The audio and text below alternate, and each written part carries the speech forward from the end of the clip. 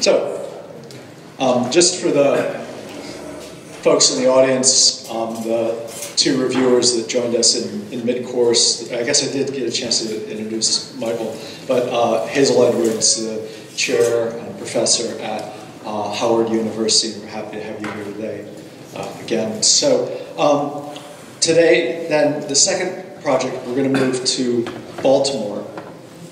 Robert Grooms is the author of this project.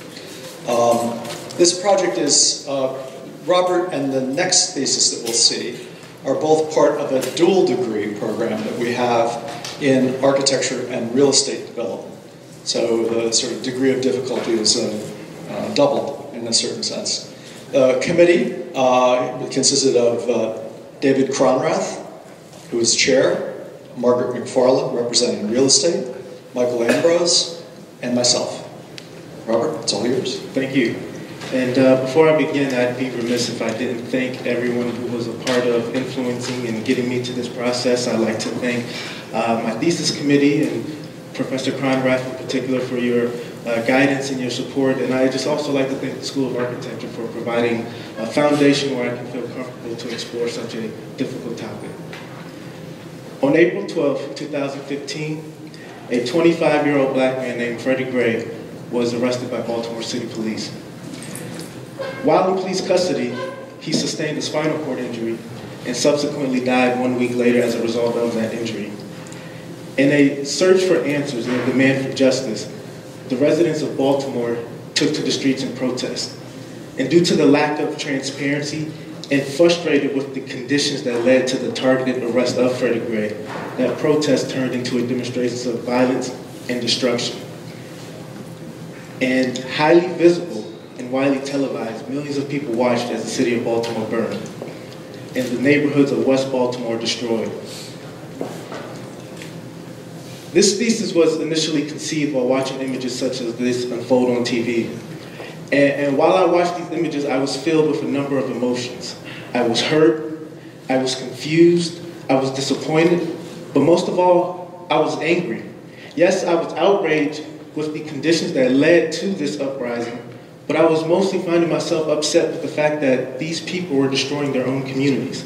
Communities which was already lacking in vital resources and access to opportunity. So I thought to myself, how could you, how dare you destroy your own community?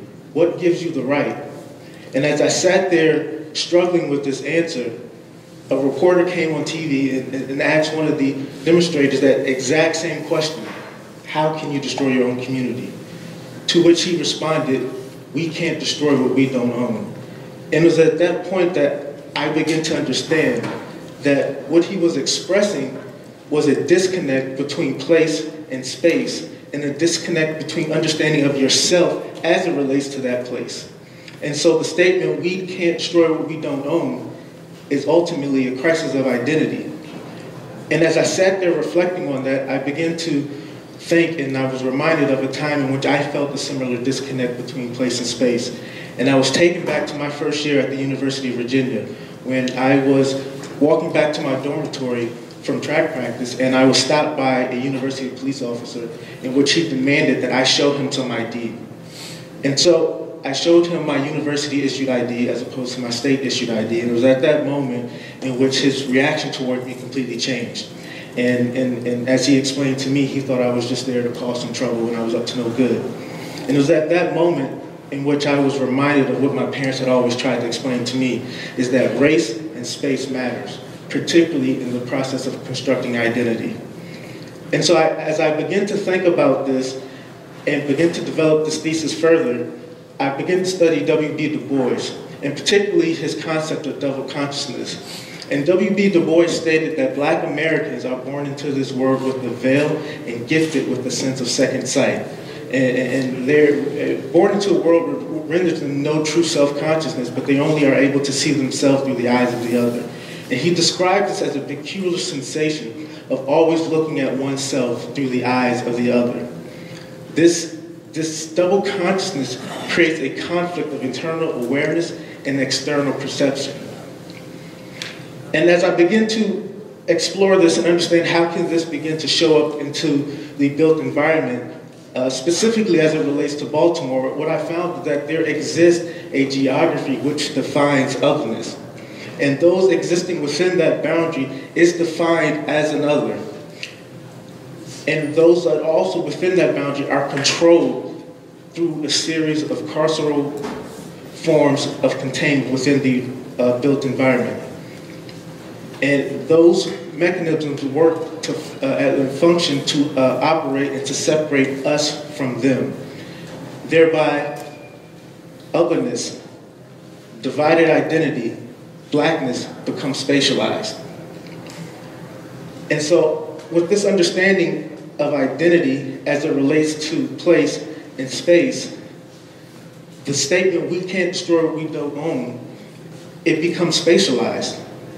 And then with that idea, if architecture is the thoughtful making of space that's suggested by Louis Kahn, then the fact that we can't destroy what we don't own is a statement and an expression of deep disconnect between place and space, which architecture becomes a perfect platform to provide a solution.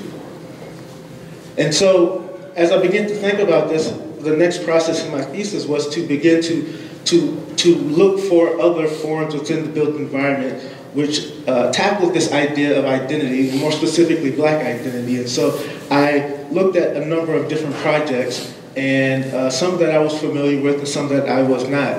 And for the purpose of this presentation, I want to focus on two in particular that was valuable in my thesis process. And the first is an obvious choice, and that is the National Museum of African American History and Culture. And this project in particular was one that was difficult for me because I was conflicted on how I felt towards the architecture. And it exists within the nation's capital on the National Mall within the realm of a bunch of important culturally and historic and monuments, and it also exists within a specific political arena as in the nation's capital. And my conflict with this particular piece is while that there is a sense of great pride that one feels when you walk into the National Mall and you see this beautiful brown building existing within the sea of white marble, I also felt disconnected from it because this particular project relies on referencing and abstracting Africanized symbols in order to construct a sense of identity. And I argue that it's not as authentic because black identity in America is a lot more complicated than that. And to rely on a homogeneous understanding and origin to Africa doesn't tell the complete story of blackness in America. The second project that I looked at was the Birmingham Civil Rights Institute. And this project, it deals with constructing identity in a way that's a little bit different than the African American Museum. It is located within Birmingham, Alabama, within the Civil Rights Corridor. And it's dealing with its spatial relationships.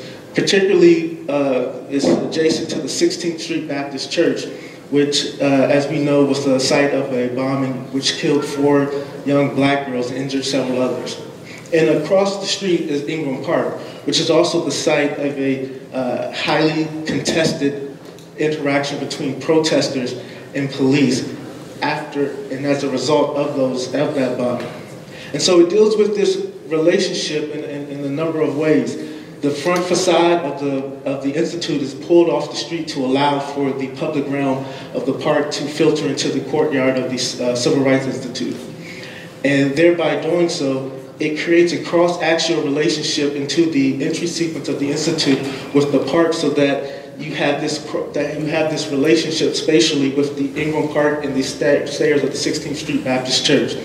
And it's constantly referencing this relationship throughout your sequence within the interior buildings. And so as I examined these projects and several others, I was constantly reminded in referencing W.B. Du Bois. And what I learned is that this thesis is not necessarily concerned with the abstract references in order to render identity. It's dealing with something that's a little bit more complicated than, and I also want to be clear that I'm not saying that those are inappropriate ways to deal with identity. I'm just investigating something that I feel is a little bit more complex. And it's dealing with the idea of dividedness, the idea of an identity that is indeterminate. So what this thesis is ultimately doing is it's spatializing the duality of a divided identity. So for example, in the reconstruction of the Merzbau, are we behind the exhibit or are we in front of the exhibit? Are we existing a part of the exhibit or just on the outside of it? It's not easily reconciled. And this thesis is also wrestling with articulating the perception of simultaneity. So for this curtain example, is it outside of the window or is it inside of the window or is it both?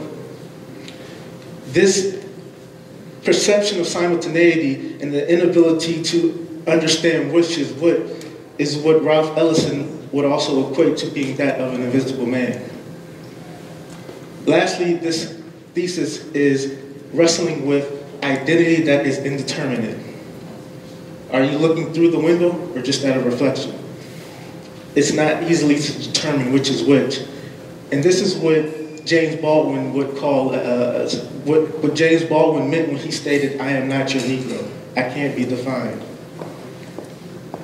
So in order to convey and to architecturalize a lot of these forms in which I explained, I looked to Baltimore. And specifically, I was interested in the neighborhood of Old Town Baltimore, which is just outside of Inner Harbor and downtown. And Old Town Baltimore was interesting to me, particularly because it is an urban design response to a similar condition.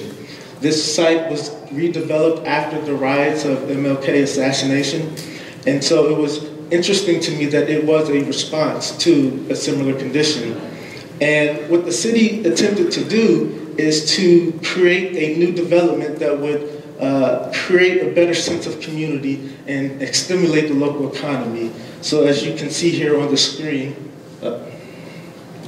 Gay Street, which used to be a multimodal street, what they did is they decided to close down the street to vehicular traffic and make it a pedestrian thoroughfare and to line it with a bunch of different retailers and shops so that it would service the community and to stimulate the local economy. But because they failed to address the underlying and the larger themes that contributed to a lot of the issues such as the access to education, the access to jobs, the development ultimately failed within a decade. And as you can see here, there's some images of what it looked like when it opened in the mid-70s and what it looked like now. And so, before I begin into my design proposal, I want to walk you through a few of my site analysis of the site so that you can get an idea of the existing conditions. So the site of Old Town Pedestrian Mall, it is just to the west of John Hopkins. And this diagram is just noting the number of vacant buildings that are existing within the site. And as you might notice, a lot of the vacancy exists along the Old Town Pedestrian Mall. But it's also worth pointing out that there is still a lot of people that still exist, and compared to a lot of the other places in Baltimore, this is still a very coherent and active community. It's also worth pointing out the number of public housing properties that exist on site. And this area of Baltimore in particular has the largest concentration of public housing. And so that would be very important in terms of how John Hopkins had developed over the years.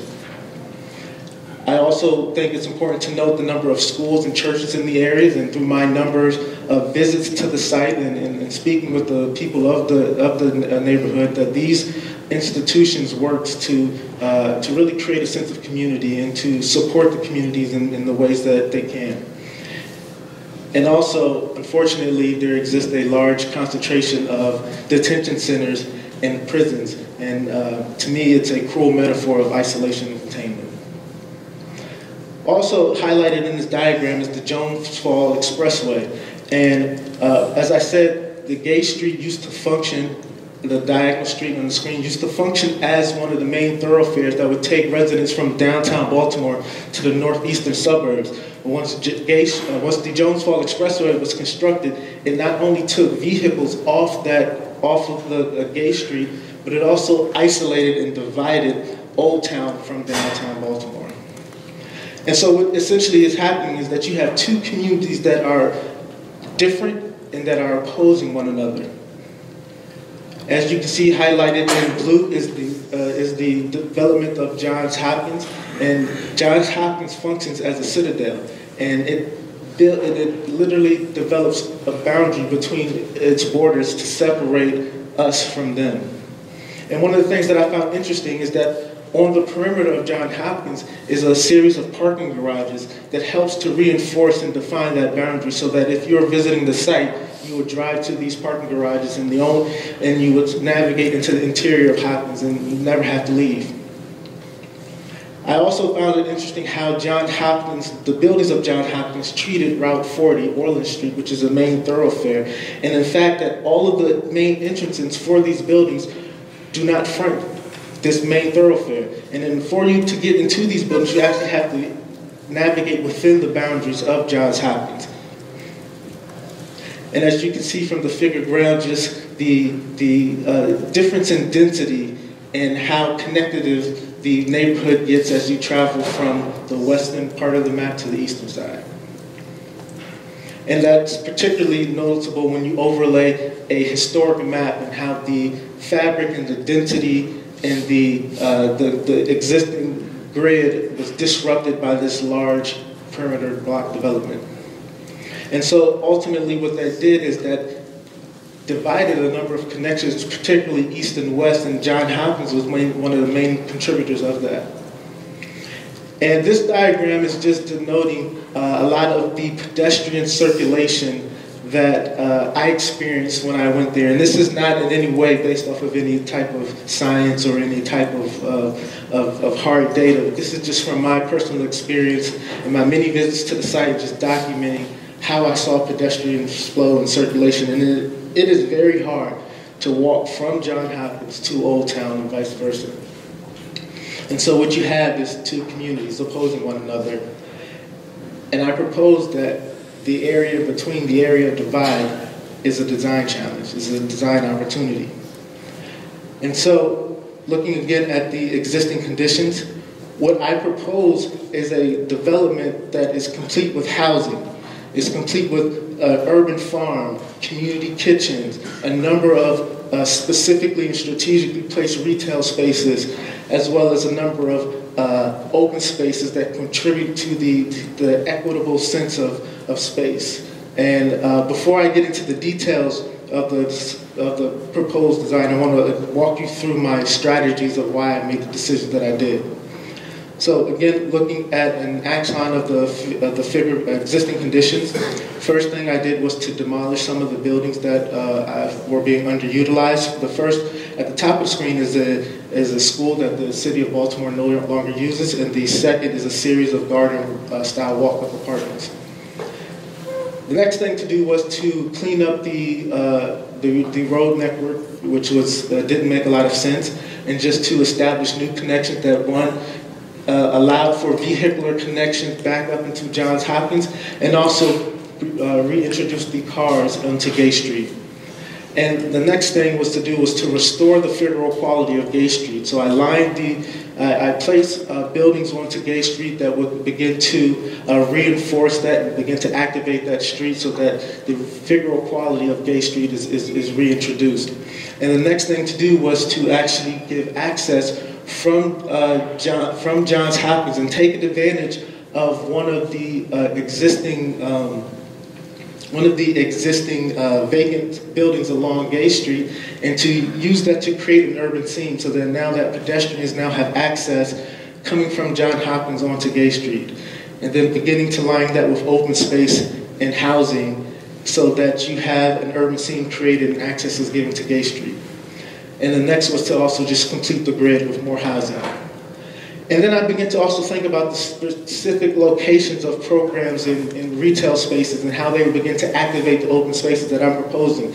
And the first of which is a community kitchens and gardens that begins to not only activate the space, but it begins to introduce the idea of healthy living and begins to tackle some of the social indicators of health that is a desperate need of this community. The next was to introduce a grocery store, a small 36,000 square foot grocery store, which the community is in desperate need of, but then to think about its placement and how it can begin to activate Gay Street, and understanding that Gay Street is not going to be, because of the economic conditions, it's not going to be a fully retail corridor as it once was, but to think about if I place a grocery store there, how can we begin to start to activate some of the surrounding buildings. The next was to place a convenience store and a barbershop at the corner to activate the entry into these public spaces. And these particular programs were very important to me into this development, not only historically, but they're important culturally as well. During the days of redlining, and when a lot of cities, in communities such as these, were denied access to specific opportunities and grocery stores, convenience stores provided that access.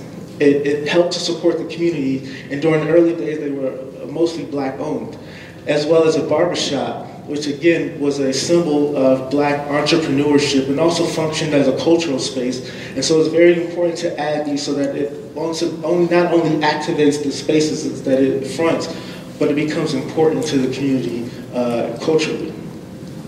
And the next was to think about the existing institutions that supported the community and think about how to add some additional institutions. So on the two edges you have some of the existing churches that are supporting the community. And then in the center, thinking about a partnership with Johns Hopkins and how you can begin to introduce a wellness center that focuses on healthy lifestyles and healthy lifestyle choices, such as how to eat right, how to exercise. And that way, Johns Hopkins becomes decentralized and becomes a part, integrated, introduced into the community. And then the next thing was to actually think about creating the community and bringing people to live into this community. And I was very strategic on the type and the size of the residential blocks that I introduced, because I did not want to introduce large-scale perimeter block development, because at that point, Old Town becomes like Johns Hopkins, and when Old Town becomes like Johns Hopkins, it no longer exists. So I introduced some mid-rise multifamily housing, as well as some single-family row housing, and then some multifamily duplex row housing, which I will discuss further as the presentation continues. And then, so ultimately what happens, you have a series of moments that are created that are connecting these spaces, such as the community green, the plaza for the barbershop, the community gardens, and the pedestrian alley. And everything else works as connective tissue to connect these spaces. And so, as you can see in this axon, you have a series of open spaces, but one of the things that I really want to also point out in this image is that the ideas that I introduced in the beginning of this thesis begin to reappear. So as you can see, the grid of Gay Street and its orientation is not ended at the face of the buildings, but it begins to continue on, and it becomes a situation that's not easily reconciled with the orientation of the urban grid from Johns Hopkins. So it begins to show it up in how the trees are aligned, how the vegetation beds are aligned, and so that you're always aware of this relationship, and it's not something that is that can be easily reconciled. And the next step was to begin to start to define these moments. And due to a limited amount of time and resources, I was not able to design each space in great detail, but I want to show the barbershop plaza in particular, and if I had the time, this is how I would develop the rest of these spaces. So this is an image looking at the barbershop plaza, and this is a place in which you can go to hang out. You can connect with one of your neighbors. You can support a lot of the local entrepreneurship opportunities, and maybe get some food from one of the local vendors that are homegrown from this part of Baltimore, and currently services a lot of the food services for Johns Hopkins. Or perhaps you can get the new Marvel CD from the new Marvel DVD from the unofficial official barbershop salesperson. So looking at the section of the street plaza, you have the barbershop on the left, and then you have the plaza in the center, which overlooks the community gardens. And the first step in this was to create a canopy structure that not only provided shading, but it also begins to reference the barbershop so that even though you're not a part of the space, that you become connected spatially. And the second step was to do the same, employ a similar strategy so that the canopy now becomes a bench and it becomes shading so that you become connected to the urban garden. And so putting these two pieces together, what you have is a point of simultaneity where you are existing in both spaces, connected to both spaces spatially. And again, that's emphasized in this section perspective. You are connected to the barbershop and you're connected to the community garden, but you're existing in neither. It's a point of simultaneity. The next step was to go and to develop the row houses that I designed in greater detail and start to employ some similar strategies. So the first thing I did was just to go through the anatomy of a row house and begin to create a row house that was not only that was efficient, but that would also appropriately utilizes its space. So I started with a 2-story unit row house that had access to the street and access to the back of the house where a garage is, and that garage also had access to the alley. The next step was to just place a stair tower on one side and give access to the private spaces above. And of that, you had 2 bedrooms on either end of the row house, and you had the utilities and the bathrooms and all that stacked to the other side. And then I took that unit and I duplicated it so that you have a duplex unit. But then because I was conscious of the height of the buildings, I depressed the row house 4 feet below grade and created an areaway to give you access and light to the lower units. Extruded some of the rooftop space so that you begin to take advantage of some of the rooftop amenity space, which is very common in Baltimore row houses.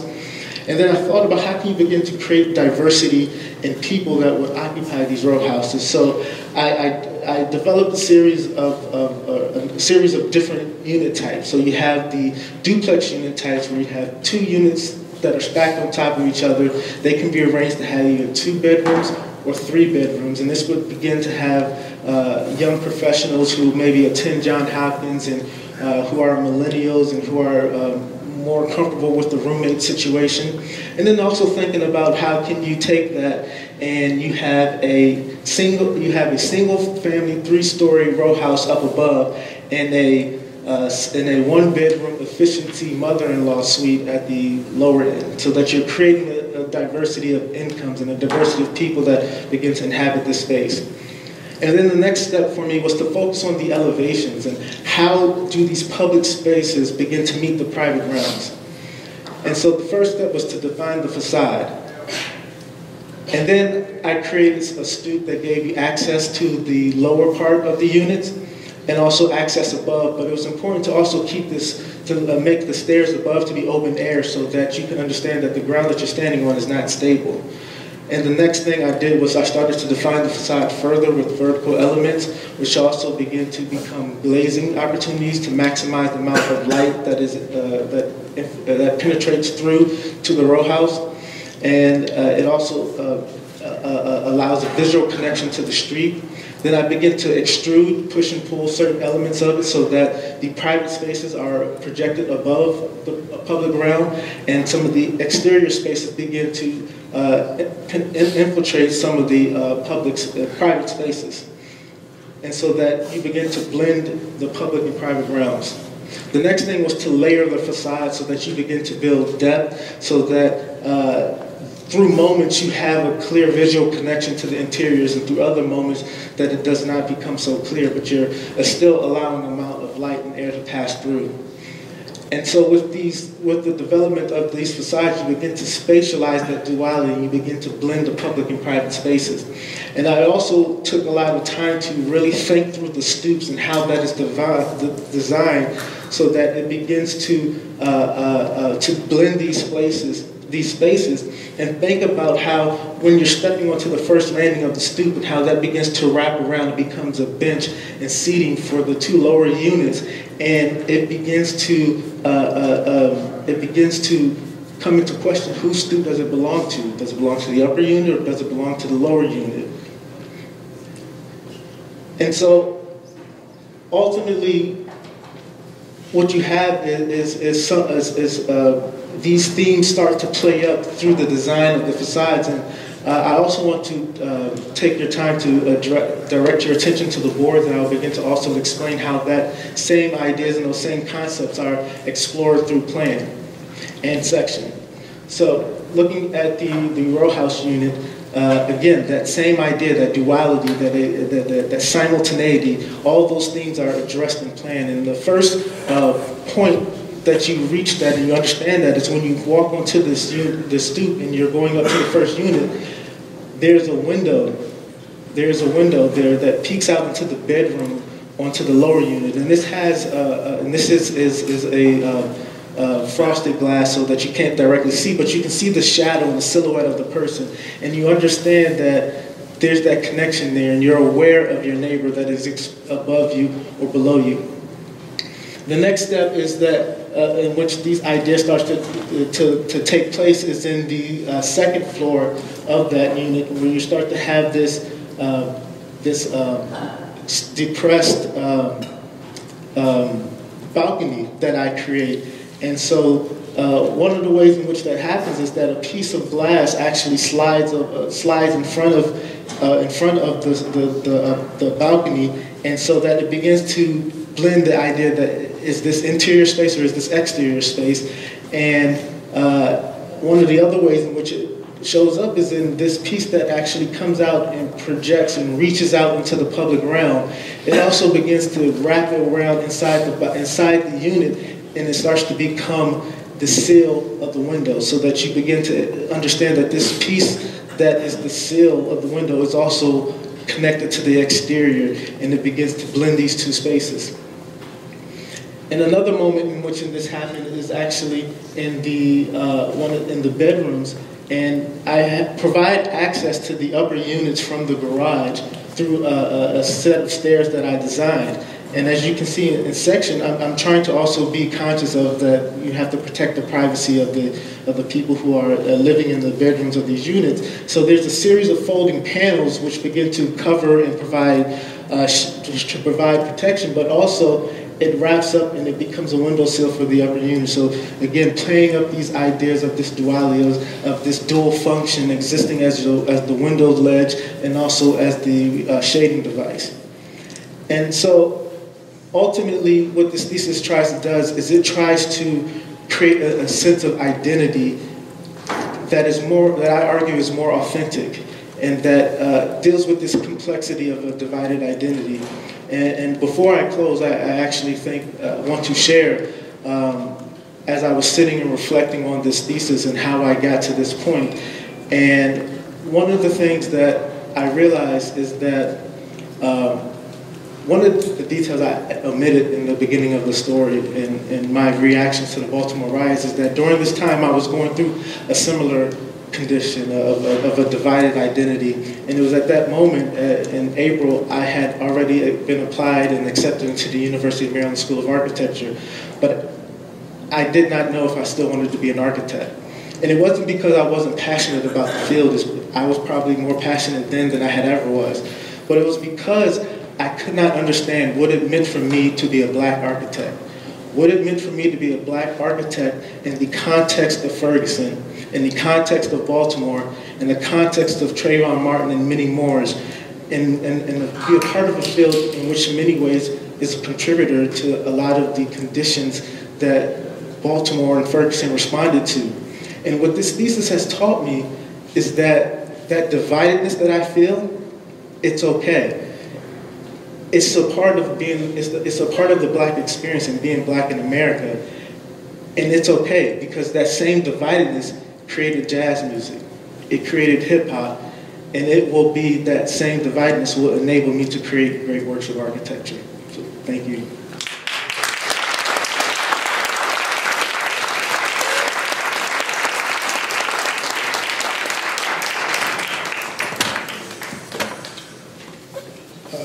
As I did with the previous, I have some questions first. First of all, did you grow up in Baltimore? I did not. I was born in Maryland and ended up moving to Virginia. Where in Maryland? I was born in Silver Springs and lived in Landover and Lanham. Okay. All right. First question. Who owns this property now? Now it belongs to the city of Baltimore. It used to be a public housing development called Somerset. Okay. So this could happen as a public-private partnership? Correct. Okay, how do then, it seems that you started this off thinking about home, I'm going to say home ownership. Mm-hmm. Ownership. Yeah. How do you expect that to happen in this case? Or are these rental apartments? So I did run a financial analysis on this for my real estate development capstone. Right. And the way that I ran this analysis is that this would actually be rental housing. And so this would be rental housing, and so that you would, and it also has an element of affordability as well. And so the idea is that I'm creating a sense of ownership and access to an equitable space and distributing that. But the larger master plan also does take into account of home ownership and begin to introduce a mix and a diversity of income and classes. Okay. Not to sort of monopolize this, but you've touched on things that obviously, as an African-American architect, that I have to deal with all the time. And it's so loaded before you even get to the architecture of what you're talking about, and to sort of critique that. I want to go all the way back to the beginning of where you started. I was 11 years old when the riots happened in D.C. I grew up in D.C. Because of Martin Luther King's assassination. A week or so after that, my mom put me, my brother, sister, and some neighbors, we were in a car. We drove through 8th Street, we drove up 14th Street, and the buildings were still burning, smoldering. There were soldiers, I guess the National Guard or whatever they were, tanks out on the street. And that will never leave me, to see that and have that effect. At that time, I was living in Landover. Interesting, that's where but I grew up in D.C., in Northeast. And I am now, as an architect, participating in the renaissance of those parts of the cities. I'm just going to use the word renaissance lightly in that case. Other people call it gentrification. I am torn, as an architect, because those areas that were burnt out and demolished, they were the neighborhoods where black people lived. They did not own it, as you said. They were not in the ownership. I will point out, having had a lot of Jewish clients in my time, they were the owners of those areas. And they continue to be the owners of those areas. And now the development that is happening, some of those areas were car dealerships that we're now ensconcing millennials in, and they're not African-American millennials that are moving into the city. The demographic of the city is changing. At one point in the past 5 years, there were 1,000 people moving into DC a month. I've had projects where we've had to revamp the program of the project for elementary schools because the scope had to change and grow because of that. So, even the point that you talked about the African-American, the museum on the mall, Smithsonian, and maybe I'm going to go out on a line here, hopefully I won't offend anybody, but that's a lazy building. That's a lazy design. It is, in my look at it as an architect and just, reviewing it, it has an imagery that does not relate to the African-American experience. It relates to a black person from Britain who came here, brought his African experience. He came from Ghana. And that project was sort of pushed through expediency and politics. Sure, that's great to have that. So the fact that you touched on that. Now, it's interesting, you also said at the end of this that you question whether or not to be an architect. I'm going to challenge you and say that actually you should run for Congress or even, I'm serious, or even at some point in 10 years, governor. Because what has to make this happen is not it's easy for architects to develop this. It's the policy that has to be in place to make this happen. Even as a developer doing this, you still need the policy to support your intentions of this. That's why I asked who owns the land, because that's the first thing. And I've been working on a number of projects that are public-private partnerships in DC. There are affordable components that are part of those projects. Sometimes it's 30% affordable. Possibly there's home ownership. I think there should be ownership and not just rental opportunities. And because that's when you really feel, it's your community. So I applaud you for touching on that, but not quite figuring it out, but that's okay. When you're in Congress, you'll figure that out. So that's the first part of this. Now the architectural part of it. You've developed a very rationalist scheme, and I say rationalist as in how the Italians, I don't know if you've studied that at all when you're looking at this, or also the brutalist architecture that was developed in the 60s, maybe 50s in London, for instance. So I would be careful on what you've done because it is so, again, use the word rational, that it's borderline institutional. Now maybe some of this could have been that you took some of your floor plans and just flipped them so that it wasn't so regimented in the facades. I would also say you should look at some of the brutalist architecture, in particular what happened, and I can't remember the name of some of those places actually. Brian probably would know better. In London, there are areas just like this where you would have that perspective like you have at the bottom that's just repetitive, and you're just a number. When you look at townhouses in Baltimore and in DC, it might be the same number in length, but there's variety in the expression. The floor plans will probably be the same.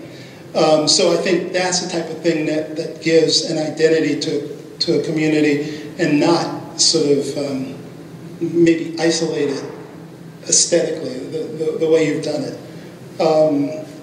So your floor plans are pretty basic for what happens in townhouses. And I'm not sure, what's the width of each townhouse? It's about 20 feet wide. Okay, so 2 cars. Okay. And the idea of sort of mixing, sort of what we call a sort of piggyback townhouse where there might be people who live down below in sort of an English basement and then the units above. Correct. Again, just to bring all this back together, it's great where you started. I think that the architecture needs, work. I mean, that is what we're here for, to discuss that. But the idea of how policy, real estate, and then racial issues sort of combine into this thing is it's really good that you didn't take the shortcut. So that's great work. Thank you. Thank you. So I had a question for you that I think you raised that stimulates me and maybe, I have a big background. This is our rules question. Sorry to break the rules. So I'm curious about a statement you made, which was, I think it hinged on the terms Renaissance versus gentrification.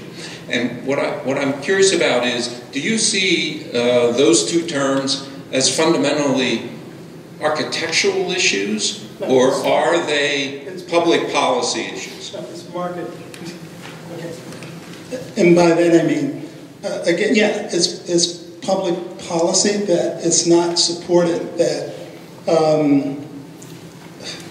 me maybe make this another way. Personally, I've had aunts and relatives who live in areas that they've moved back to the South. They couldn't afford to stay here anymore. They moved back to where they came from the Great Migration. I never thought about that. I'm a product of the Great Migration, but I am. My folks moved from Southern Virginia up to here in the 50s, just like a number of people have from the South, and they moved north. Now there's a reverse migration that's going on. There are people in their 70s, maybe even 80s, that are going back to the South because it's cheaper to live there. when we've done some work, and again, being in a room with developers and other architects and people who market projects, we have a project that we did, it's called City Vista, and we worked on that project with Torty Gallus and with Mink, who's over there, and we're sitting in meetings, and they're calling the potential clients baby lawyers, so it's intentional. It's the market. It's what's happening now. How do you fix that is a whole nother thing, and I don't think it's architectural. When we do affordable housing in these projects, you don't change the interior of the project from affordable to market rate. It's all the same, which is great. And then you have to also show where the market rate apartments are within the overall complex, because they don't want them all clustered in one place. So policy is important. And I will say that for my pro forma, I strategically wanted for rent apartment as opposed to for sale, because I was aware of gentrification, and so my motivation was that as a developer, if I would have this and I would hold on to this, and I would use tax credits, and I would preserve affordable units so that you can begin to keep the people who are live there and are part of this community in place. Yeah. Again, I just want to say that this is something that I struggle with as an architect. I've seen the evolution of the city. I see where it's going, and I love my city. I love DC. That's where I grew up. I raised the issue because I think it helps us put bounds on what architecture is capable of doing. Exactly. That's why you should break it. I just want to commend you on the way that you framed this, all the thought that went into it. I'm a resident of Baltimore, and I'm familiar with all these questions too. I have so much I'd like to say, but I'm in deference to others. That you touched on the sort of identity issue, and that seems to me something that can carry you through your career, which is just a great question to raise. On the ownership piece, because that's really the main thing that I thought about too, is what about cooperative ownership or other models of ownership that we don't inherit from the people that made the redlining policies and gave us the white L and the black butterfly to begin with, but there are other models, and maybe that's the way that you build in ownership, is that everyone who lives here is an owner. Right. And it's very communist, but there you have it. I have to say, I have to commend you on an amazing presentation. The issues that you brought up are just, that's a whole conversation. We could be here talking forever. In my practice, we do affordable housing, and we work with groups, developers that do seek these public-private partnerships, and they have models that actually require on some architectural solutions to solve their problems, which is kind of interesting. And some of them have to do with the type of building that you build for the community. So I understand the barbershop and the convenience store, but we also create spaces that are flexible for multi-use, where you do have a daycare center. There's a lot of single moms, a lot of issues that happen that people are prevented from going to work because of a lot of lack of these services. So you have a space that you can actually have a small print shop or a small whatever that you can earn income, and those spaces are provided, and they are part of a community area that is put into this. And also, there's good and bad. There's also, as you progress and you start earning income, there's a series of credits that actually are applied towards ownership. And you can opt to actually own your unit. And some of these developers found out that when you do that, the degree of pride and the degree of care for your community goes up immensely. And they are non-profit. The actual developers are non-profit, which means that their goal eventually is to get out completely out of this, and this becomes a self-sustainable community with no landlord, basically, and without the co-op model. Actually, it's more of a more conventional model of ownership. So I commend you for taking this on. This is critical and very important. Architecturally, I agree with the comments. I think it's a little bit relentless. In real practice, we tend to vary a bit because people do equate that language with more institutional, and actually people try to go away from it. So there's a variety. There is a break in the block size for so you don't have these very long block sizes that you're showing there. But anyway, thank you for a wonderful presentation. Thank you. Well, for me, it's clearly more difficult to deal with the policy, political, and economic issues related to your project, but I think you were great in explaining it, where you come from, why you are involved into this type of projects, and I think you did a great job, really, in presenting your ideas, and then I appreciate also the high level of sophistication of your architectural results. The way you develop an housing project, row housing. I have some questions just regarding maybe the potential for typologies that could be exploited. For example, I've seen a picture of what you call Old Baltimore or something. There was a Main Street feeling where the commercial maybe are on the ground floor and the residential on the top floor. Somehow an environment that stimulate pedestrian life, sense of community that is not just limited to the fact that you meet inside a building, but it's something that happens spontaneously by walking through the street, looking into a window in a barber shop, in a grocery store, and all this type of thing. I think that's a typology of American planning that I think it should be probably the sample to be always considered. Main Street, to me, is a great element.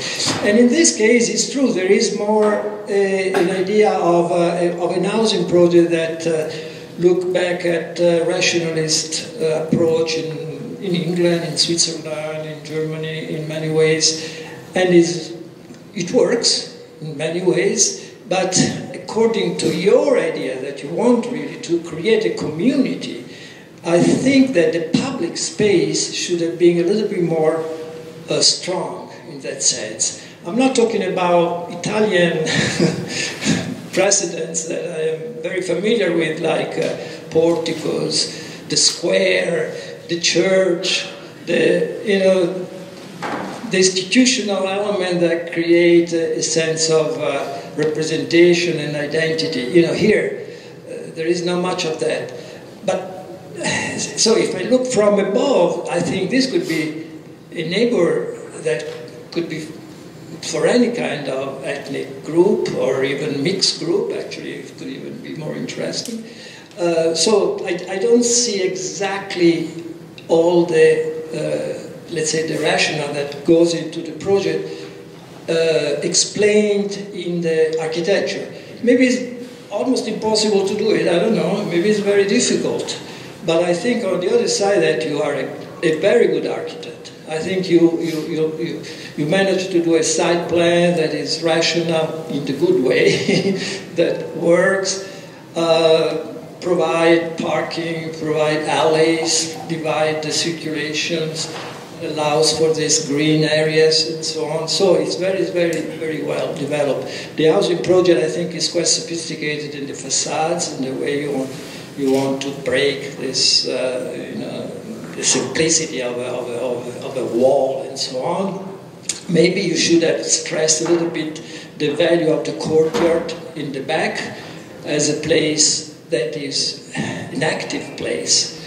Maybe it should be even bigger than that, something that kids can use it. Maybe there are some common areas within the housing bars that could be shared by kids and so on, unless you think, no, but they play in the street, or they go in the gym. Well, that's not always the case, you know, so that part could be a little bit more explained and developed. But otherwise, I think you did a really great project in all level of thinking and developing on the architecture. Thank you. Side. Thank you. And Robert, I want to thank you for the opportunity to work with you on this project. You know, I think it's very difficult to take on an architectural thesis that's personal and deeply rooted in yourself. It's much easier, as we find in academia all the time, to look at something that's over there, that's alien from me, and investigate it because you can gain distance from it. And I think, if anything, what you've demonstrated with your very, very clear presentation is that you have wonderful analytical skills, and you've forged a tool that allows you to look at things, even things that are incredibly personal and up close, and find a way to begin to tease out of it an architectural project that's not based on symbolism, but actually is based on the way in which we divide and organize space in order to communicate our most deep-seated values. And in this case, the value of someone who will forever probably in this society be divided. And for that, I really thank you very much. I just close with one last thing, which is when you were presenting, you brought to mind one of my favorite films by John Sayles called The City of Hope. And I would just say that I think you ended on a much more hopeful point than that movie did. So thank you so much, Robert, for your great work.